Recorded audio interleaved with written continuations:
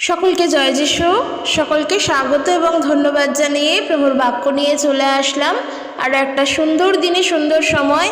তো চলো আজকে ভিডিও শুরু করি এবং ঈশ্বরকে অনেক ধন্যবাদ দিই যে এত সুন্দর একটা দিন তিনি দেখতে দিয়েছেন এবং আমরা প্রত্যেকে এখানে উপস্থিত হতে পেরেছি প্রভুর ইচ্ছাতে, তাই ঈশ্বরকে অনেক ধন্যবাদ দিই। তো আজকের যে বিষয় নিয়ে আলোচনা করব তা হলো আমরা বাইবেল থেকে আজকের একজনকে দেখব যিনি কিনা তার প্রার্থনার উত্তর পেয়েছিলেন আর তার প্রার্থনা ছিল অনেক গভীর, অনেকটা এক চিত্তের এক মনায় স্থিরতার প্রার্থনা। আর যদি আমরা তার জীবন কাহিনী দেখি তাহলে আমরা দেখব যে তার জীবন কিন্তু সুখের ছিল না, তার জীবন কিন্তু দুঃখের ছিল। তার যে প্রার্থনার চাহিদা ছিল, যেই কারণের জন্য তিনি প্রার্থনা চাইতেন, সেই প্রার্থনার কারণও কিন্তু তার জন্য সুখের ছিল না। তো আজকের আমরা সেই নারীর থেকে আমরা দেখব, আমরা শিখব, তার জীবন থেকে দেখব এবং অবশ্যই আমাদেরও বিশ্বাসের পথে চলার জন্য সেই শিক্ষা আমরা গ্রহণ করব। আমরা আজকের পুরাতন নিয়ম থেকে দেখব আর আজকের আমরা হান্নার প্রার্থনা দেখব। হান্নার প্রার্থনা ছিল কীরকম, তার প্রার্থনায় কীরকম উত্তর তিনি পেয়েছিলেন সেই হান্নার থেকে দেখব। আর এই হান্না কে ছিলেন? হান্না ছিলেন শমূয়েলের মা। আমরা প্রথম শমূয়েল দ্বিতীয় শমূয়েল পড়ি না, সেই শমূয়েলের মা ছিলেন হান্না। আর এই হান্নার কিন্তু জীবন সুখের ছিল না, তার কিন্তু জীবনে সুখ ছিল না এবং তার জীবনে কিন্তু তার দুঃখ দুর্দশা বেদনা ছিল। আর তারপরেও সে কিভাবে সদাপ্রভুর উপরে আস্থা রেখে তার কাছে প্রার্থনা জানাতেন আজকের আমরা হান্নার জীবন থেকে দেখব। তবে তার আগে বলে রাখি, যদি তোমরা এই ভিডিও শোনো তাহলে অবশ্যই এমন একটা সময় নিয়ে এই ভিডিও শোনো যখন তোমরা বাইবেল খুলতে পারবে, বাইবেল পড়তে পারবে। তাই যারা এখন ভিডিও শুনছো শুধু শোনার জন্য শোনো না, অবশ্যই বাইবেলটা খুলে সামনে বসো, তাহলে তোমরাও বুঝতে পারবে, তোমরাও শিখতে পারবে এবং সেই মতন আমরাও চলতে পারবো। তো চলো শুরু করি। শমূয়েলের প্রথম পুস্তক অর্থাৎ প্রথম শমূয়েল। আমরা হান্নার কাহিনী পড়ব, তবে তার আগে যদি একটু পড়ি ইলকানার পরিবার থেকে। অর্থাৎ এই যে ইলকানা, এই ইলকানার স্ত্রী ছিলেন হান্না। তার দুই স্ত্রী ছিল, একজন ছিলেন হান্না আর অন্যজনের নাম ছিল পনিন্না। আমরা দেখব পাহাড়ি দেশ ইফ্রাইমের রামা অঞ্চলে ইলকানা নামে একজন লোক ছিলেন। ইলকানা সুফ পরিবার থেকে এসেছিল। এই ইলকানার পিতার নাম হচ্ছে জিরহম, জিরহমের পিতা হচ্ছে ইলিহু, ইলিহুর পিতা হচ্ছে তহু, তহুর পিতা সুফ। অর্থাৎ ইলকানার যে পূর্বপুরুষ, সেই পূর্বপুরুষ বা পরিবার গোষ্ঠীর দেওয়া আছে, সেই যে ইফ্রাইমের পরিবার গোষ্ঠী থেকে এসেছিল, যে ইলকানা ছিলেন সুফ পরিবারের। তাও আমরা দেখলাম যে সুফ কে ছিলেন এবং তার পরিবার সূত্রে তার পূর্বপুরুষের হাত ধরে ধরেই এই ইলকানা ছিলেন সুফ পরিবার গোষ্ঠী। এইবার আসি, ইলকানার দুই স্ত্রী ছিল, একজনের নাম হান্না আর অন্যজনের নাম পনিন্না। তবে তার আগে বলি, যদি আজকের আমরা মনে করি যে আমরা এই বিষয়টা কেন শিখছি, আমি বলবো এই বিষয় শেখার কারণ কি বা এইখান থেকে আমরা কি শিক্ষা গ্রহণ করব। বাইবেলের প্রত্যেকটা চরিত্র আমরা যখন পুরাতন নিয়ম পড়ি, প্রত্যেক জনের মধ্য থেকে তাদের যে ঈশ্বরের প্রতি আস্থা, তাদের যে ঈশ্বরের প্রতি প্রেম ভালোবাসা, সেই সমস্তটা আমাদের শিক্ষণীয়, সেই সমস্তটা আমাদের শেখার বিষয়। বাইবেল যখন পড়ব শুধুমাত্র যিশুর কথা পড়লেই বাইবেল থেকে হবে না, কি করে ঈশ্বরে চলতে হয় সেই সকল কথা বলা আছে। তো তার জন্য যদি আমরা পুরাতন নিয়ম দেখি, আমরা রুতের বিবরণ যখন পড়ব আমরা রুতের কাহিনী থেকে শিখতে পারবো। আজকের আমরা হান্নার জীবন থেকে শিখছি, আমরা শমূয়েলের জীবন থেকেও শিখতে পারি, আমরা সিমসনের জীবন তার থেকে শিখব, আমরা দাউদের থেকে, সলোমনের থেকে, প্রত্যেকের থেকে আমাদের শেখার বিষয় আছে। তাই শুধুমাত্র বাইবেল পড়ছি তার মানে যিশুর কথাই জানবো, সেখানেই আমার জানা শেষ, সেটা যেন আমাদের না হয়। তো আমরা হান্নার জীবন থেকে দেখব। দেখো, ইলকানার দুই স্ত্রী ছিল, একজনের নাম হান্না আর অন্যজনের নাম পনিন্না। এই পনিন্নার সন্তানাদি ছিল, কিন্তু হান্নার কোনো সন্তানাদি ছিল না, অর্থাৎ তিনি ছিলেন নিঃসন্তান। প্রতি বছরেই ইলকানা রামা শহর থেকে সিলাতে চলে যেত। সিলায় গিয়ে সে সর্বশক্তিমান প্রভুর উপাসনা করত এবং তাকে বলি নিবেদন করত।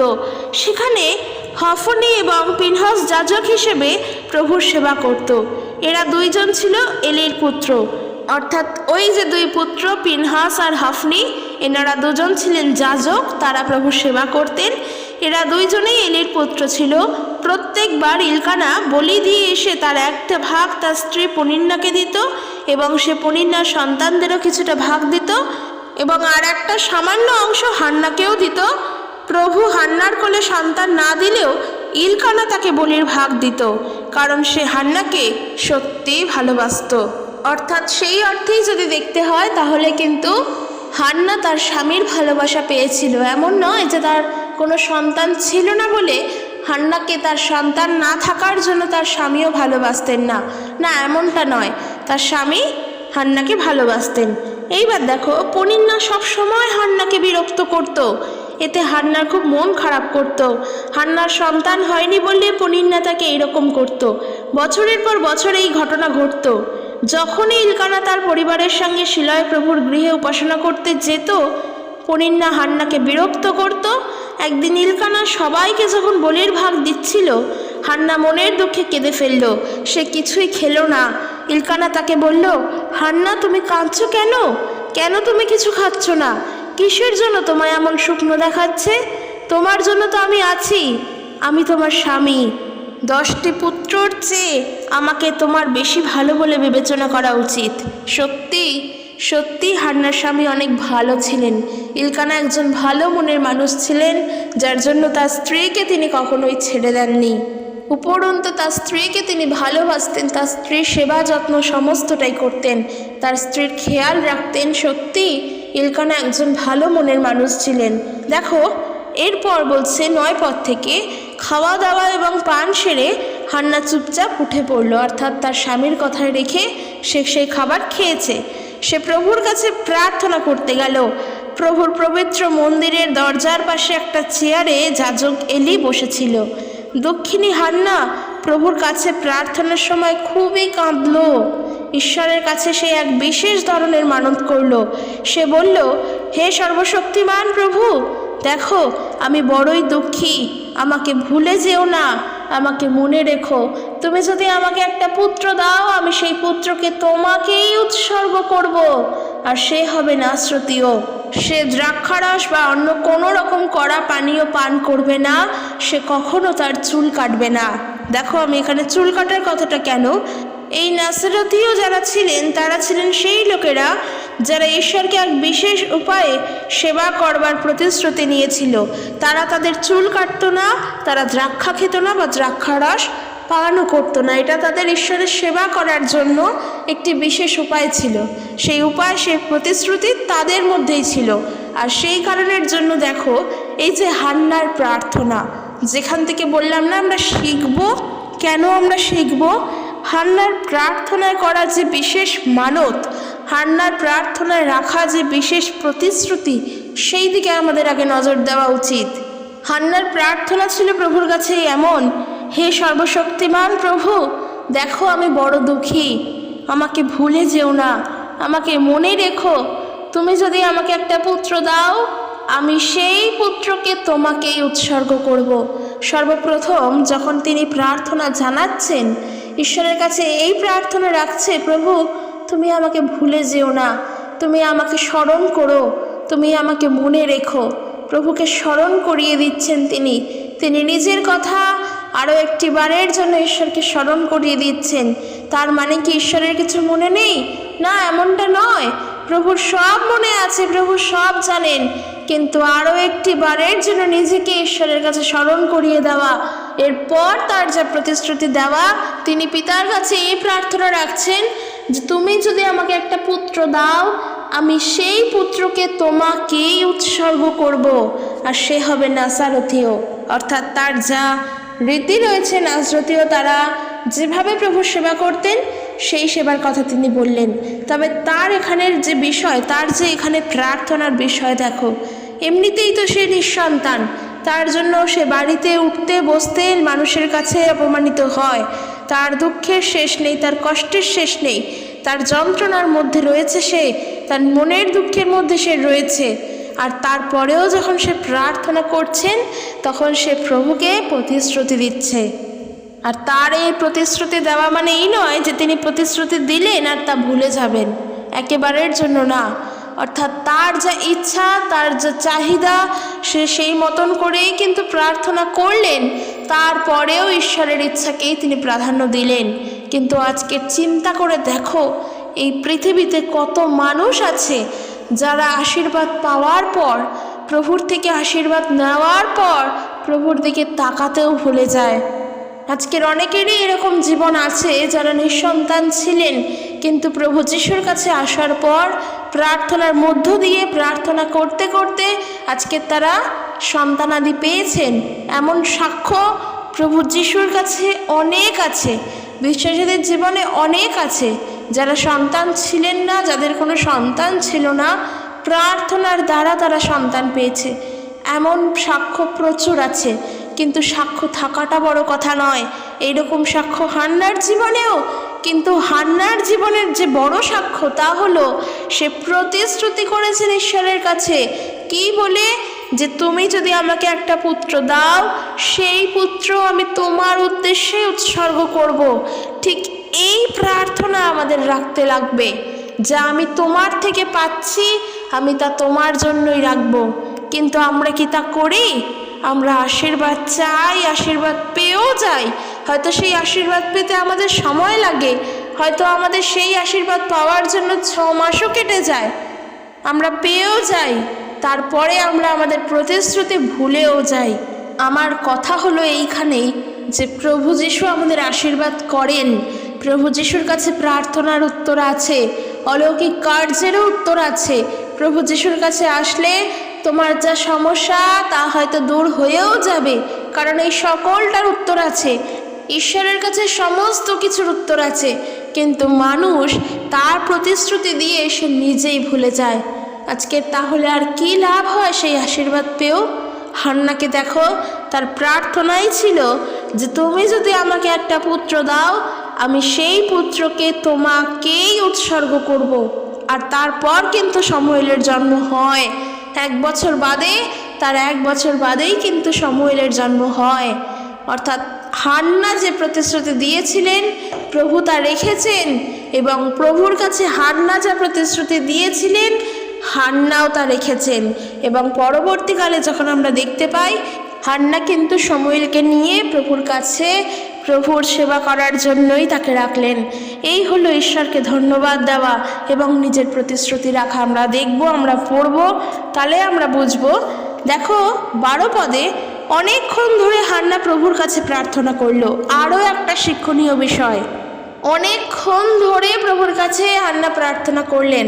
আমরা 2 মিনিটও করি না। অনেকে আছি আমরা নিজেরা তো প্রত্যেক দিনের একবারের জন্য হলেও প্রার্থনা করি না। কিন্তু দেখো হান্না, হতে পারে তার দুঃখের সময়, সেই দুঃখের সময় থেকেই তো মানুষ নানা বিপথে চলে যায়, কিন্তু হান্না তা করেননি।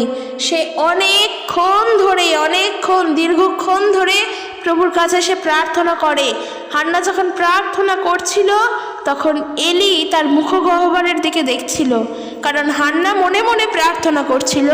সে শব্দ করে কিচ্ছু বলছিল না, শুধু তার ঠোঁট দুটো নড়ছিল। আর এই দেখে এলি মনে করেছিল বুঝি হান্না মাতাল হয়ে গেছে। তাই এলি হান্নাকে বলল, তুমি খুব বেশি পান করেছো, এখন দ্রাক্ষারস সরিয়ে রাখার সময় হয়েছে। হান্না বললেন, না মহাশয়, আমি দ্রাক্ষা বা সুরা কিছুই পান করিনি, আমার হৃদয় তীব্র বেদনায় এমন হয়ে গিয়েছে। অর্থাৎ তার যে প্রার্থনা ছিল, সে অনেক কষ্টের সঙ্গে প্রভুর কাছে সেই প্রার্থনা জানাচ্ছিলেন। আর যার ফলে তাকে দেখে মনে হচ্ছিল বুঝি সে পান করে আছে, হয়তো সে নেশায় মত্ত হয়ে আছে।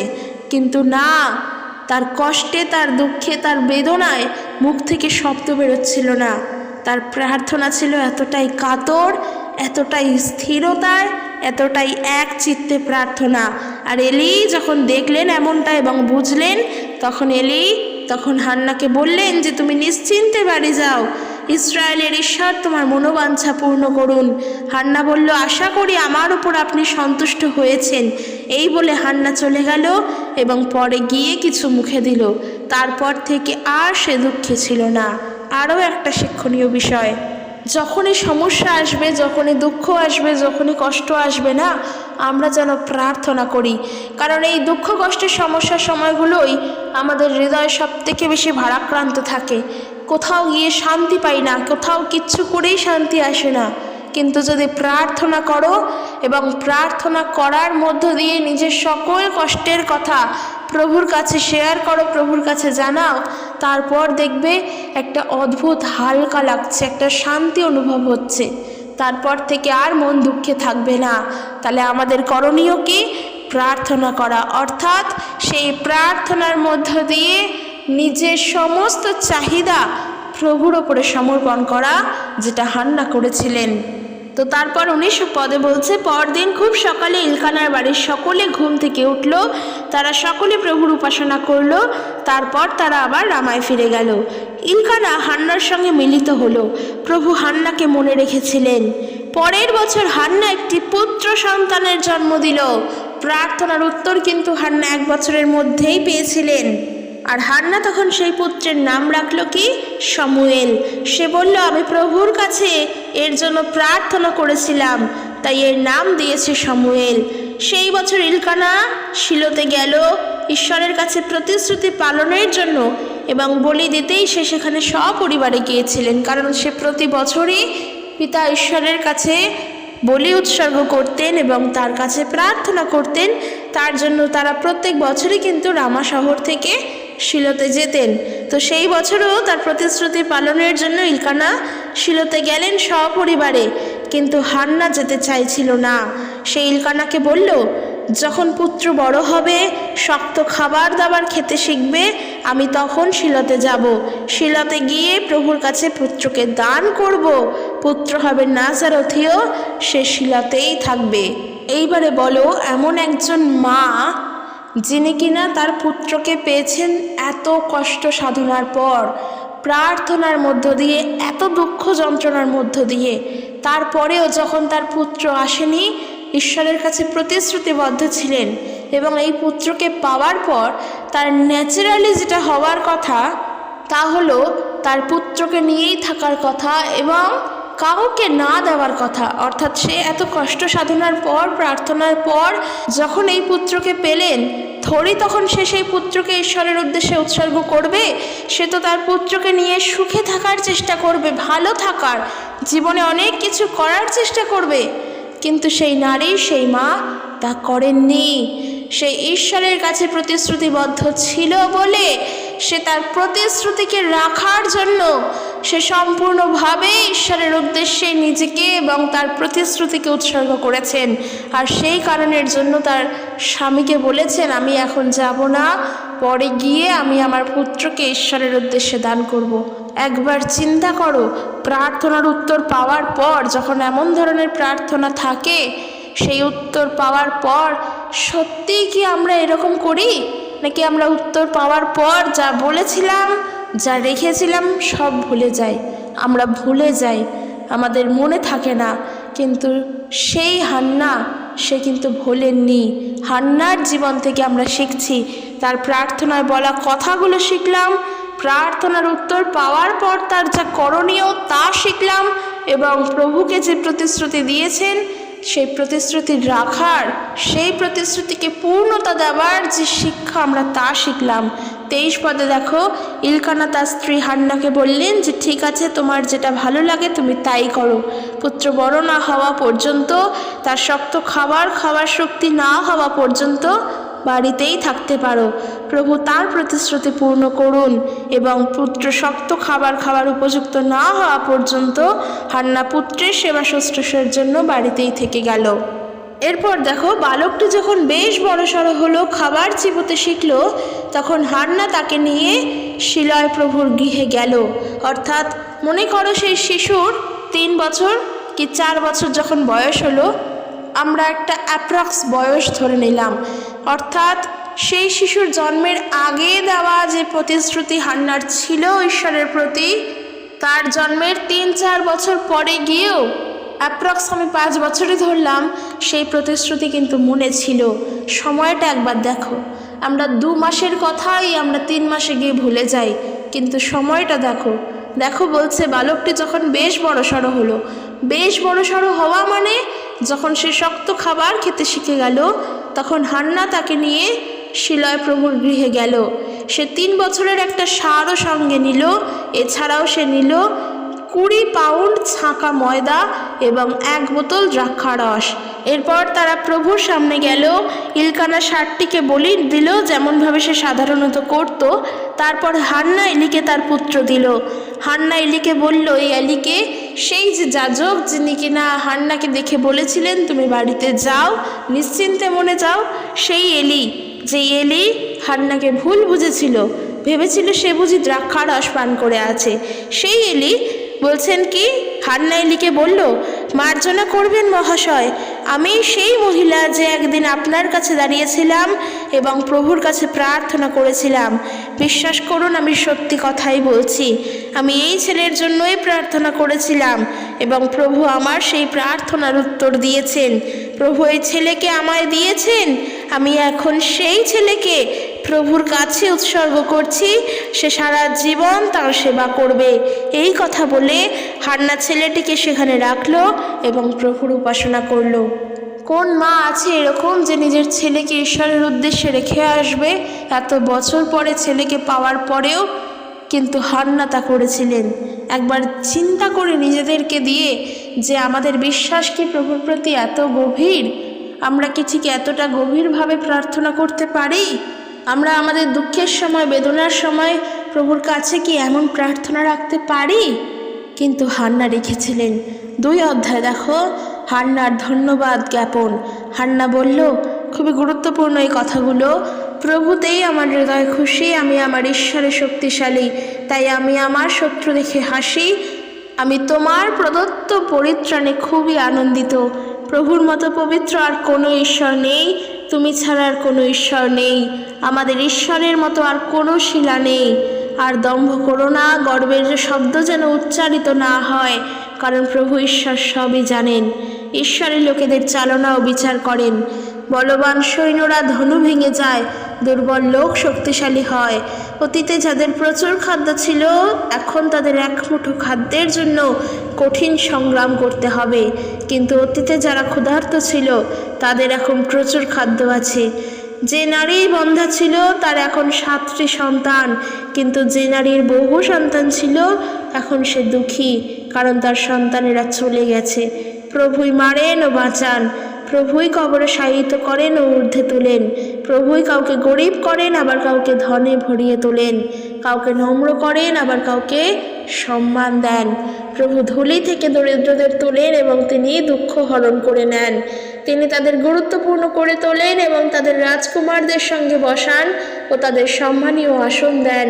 প্রভু হচ্ছেন সেই জন যিনি সমগ্র বিশ্বকে সৃষ্টি করেছেন এবং সমগ্র বিশ্ব যার অধিকারভুক্ত। প্রভু তাঁর পবিত্র লোকেদের হোঁচট খাওয়া থেকে রক্ষা করেন। দুষ্ট লোকেরা অন্ধকারে ধ্বংস হয়ে যাবে, তাদের ক্ষমতা তাদের বিজয়ী করতে দেবে না। প্রভু তার শত্রুদের ধ্বংস করেন, তিনি তাদের বিরুদ্ধে স্বর্গে বজ্র নির্ঘোষ ঘটাবেন। প্রভু দূরের দেশগুলিরও বিচার করবেন, তিনি তার রাজাকে ক্ষমতা দেবেন এবং তার অভিষিক্ত রাজাকে শক্তিশালী করবেন। ইলকানা সপরিবারে তার নিজের দেশ রামায় ফিরে এলো, কিন্তু ছেলেটি শিলয় থেকে গেল, সেখানে সে যাজক এলির তত্ত্বাবধানে প্রভু সেবা কার্য করছিল। আমরা শিখলাম হান্নার ধন্যবাদ জ্ঞাপন। তার ধন্যবাদ প্রভুর প্রতি এই, তার বিশ্বাস এই যে প্রভু কখনোই তার সন্তানদের মুখকে ছোট করেন না। তাই আমাদের কর্তব্য, আমরা নিজেরা যা প্রভুর কাছে প্রতিশ্রুতি করছি তা যেন ধরে রাখি। যেই শিশুকে, যেই সন্তানকে সে প্রভুর থেকেই পেয়েছে, সেই সন্তানকে সে প্রভুর উদ্দেশ্যেই উৎসর্গ করেছেন। কিন্তু আমরা কি করি? যা আমরা ঈশ্বরের কাছ থেকে চাই, যা আমাদের অনেক দুঃখের পরে প্রভুর থেকে পাই, আর আমরা প্রভুকে তা দিই না। আমরা নিজেরাই প্রভুকে ভুলে যাই। এতটুকুনি কৃতজ্ঞতার বোধ আমাদের মধ্যে নেই, এতটুকুনি কৃতজ্ঞ চিত্ত আমাদের মধ্যে থাকে না। এটা সত্যিই অনেক দুঃখজনক, অনেক কষ্টজনক বিষয়। মোটেই এটা আনন্দের বিষয় নয়। উত্তর আমি ঈশ্বরের থেকে পাচ্ছি, আমি তার থেকে যা চেয়েছি আমাকে তিনি তা দান করেছেন। তিনি তার প্রতিশ্রুতি আমার জন্য রেখেছেন, তিনি বলেছিলেন আমাকে দেবেন, আর অবশ্যই তিনি আমাকে তা দিয়েছেন। কিন্তু আমি যা বলেছিলাম, আমি কি তা দিয়েছি তাকে? আমি তার কাছে যে প্রতিশ্রুতিবদ্ধ ছিলাম আমি কি তা পূর্ণ করেছি? যদি আমি তা না করি আমি ভুল করেছি, তার জন্য আমার ক্ষমা চাওয়া উচিত, তার জন্য আমাদের কৃতজ্ঞ চিত্ত রাখা উচিত। তাই এমন অহংকার এমন ঔদ্ধত্য যেন না থাকে যে আমি যা চাইলাম তারপর আমি ভুলে গেলাম। না, নিজেদেরকে স্মরণ রাখতে হবে, প্রভুর প্রতি নিজেদেরকে কৃতজ্ঞ থাকতে হবে যে প্রভু আমি তোমার থেকে পেয়েছি, তাই আমি তোমার উদ্দেশ্যে উৎসর্গ করব। আমরা আজকে শিখলাম হান্নার জীবন থেকে, প্রত্যেকটা জায়গা থেকে হান্না কিভাবে ধন্যবাদ দিয়েছিলেন, কিভাবে প্রভুর কাছে প্রতিশ্রুতিবদ্ধ ছিলেন, কিভাবে সে ঈশ্বরের সেবা করেছিলেন। আজকের বিশ্বাসী ভাই বোনেরা হান্নার জীবন থেকে তার দুঃখের দিনে, তার কষ্টের দিনে সে কিভাবে প্রভুতে নির্ভরযোগ্য ছিলেন আমাদের শিখতে হবে। শুধুমাত্র প্রভু যিশুকে বিশ্বাস করে এই বললে চললে হবে না, আমাদেরকেও সেই মতন করে জীবনে এগোতে হবে, আমাদেরকেও প্রভুর প্রতি ঠিক এতটাই বিশ্বস্ত থাকতে হবে। তো আশা করি আজকের এই ভিডিওর মধ্য দিয়ে আমরা অনেক কিছু শিক্ষা গ্রহণ করেছি, আর প্রার্থনায় যে উত্তর পাওয়া যায় তাও আমরা দেখেছি হান্নার প্রার্থনার মধ্য দিয়ে। তাই অবশ্যই যেন প্রভুর কাছে প্রতিশ্রুতিবদ্ধ থাকতে পারি এবং যেন শেষ পর্যন্ত প্রভুতে চলতে পারি। তাই যদি ভিডিওটি ভালো লাগে অবশ্যই শেয়ার করে দিও সকলের কাছে। ঈশ্বর তার আপন বাক্যের দ্বারা প্রত্যেককে আশীর্বাদ যুক্ত করুক।